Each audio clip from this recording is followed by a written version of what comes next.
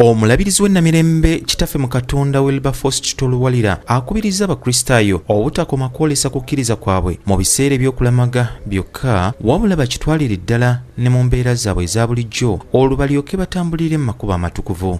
Bino abyogeredde mu lukuŋŋaana lw'ababishopu olutudde ku Namirembe Guest House nga beetegekera okukuza olunaku lw'abajulizi. Ekijjulo kino ekyategekeddwa aba Equity Bank kitandise n'essaala esabiddwa omulabirizi Ejuki okuva e Kenya era nga kigendereddwamu okutema empende ez'okukulaakulanya ekkanisa ya Uganda.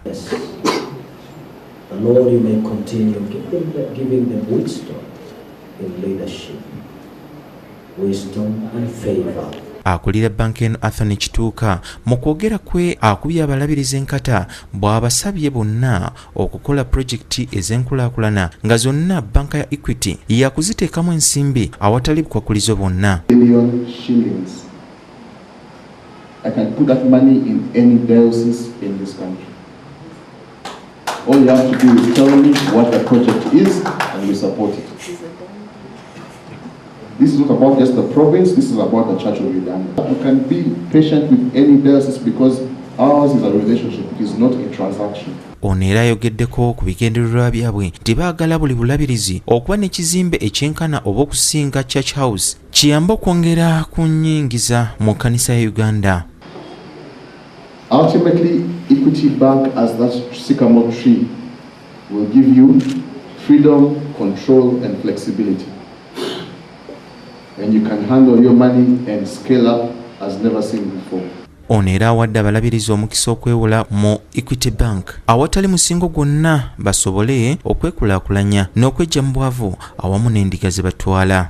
Equity Bank has made a commitment and as part of our partnership, each of these 32 branch managers is available to Church of Uganda for free. For free. You make an appointment. We have a project of chicken farming in Luwero. Give us advice. Take it to the branch, take a proposal to the branch. We will assess it for you and give you feedback.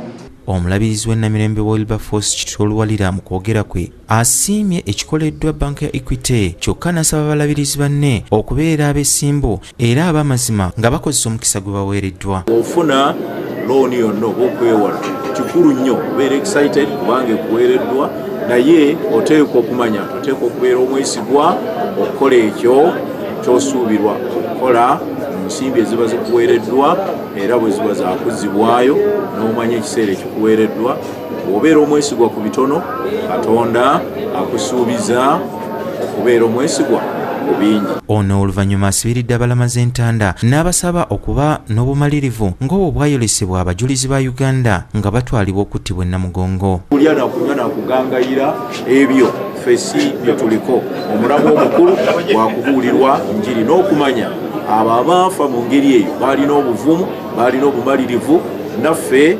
obuvaako naffe okutuyigiriza mu biseera byaffe oba tuli bato oba bavubuka oba bakadde tubeere bamalirivu mu bye tukola n'okusinga byonna nga tuluubirira obutukuvu bwa Katonda. Ayongedde n'asaba bonna abeetabye mu mikolo gy'okulamaga okugoberera amateeka n'amakubo agateereddwa abakuumaddembe kuba byonna bikolebwa ku lw'obulungi bw'omuntu wa bulijjo. Mbaagaliza okutambula obulungi tubeere beegendereza awakuŋŋaanira abantu abangi wabeerawo ab'omwoyo omulungi kyokka era wabeerawo n'ab'ebirowoozo ebirala. N'olwekyo batugamba nti batwaza oba tugamba nti ono toyitawo yita wali tuteekwa okukkiriza kubanga kiri ku lwa bulungi bwaffe. David Sekayombya yakusakidde eggulu lino ku Lwabukedde TV 1.